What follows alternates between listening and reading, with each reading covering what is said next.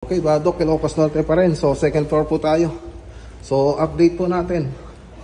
So, tapos na po yung ceiling dito, tsaka paint. So, susunod na gagawin dito, modular cabinet.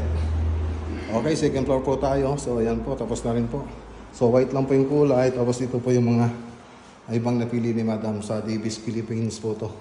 Davis Paint Philippines, yung pinagkuha na natin ng color chart.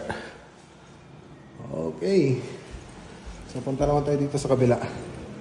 So, may master bedroom. Bilisan lang po natin kasi mabilis lang po itong reels. So, ito yung master bedroom. So, ikakabit na lang po yung ilaw dito. Yan po yung kulay mga boss. Okay. So, ito yung toilet and bath, walk-in closet. Tapos yung master bedroom po natin na terrace niya ito. So, PVC ceiling panel. Tapos gypsum board. Tapos yung cornisa po natin na MLB. So, sa Davis po rin yan kinuha. Color chart ng Davis. Pati ito. Kung sa may entertainment area or family room.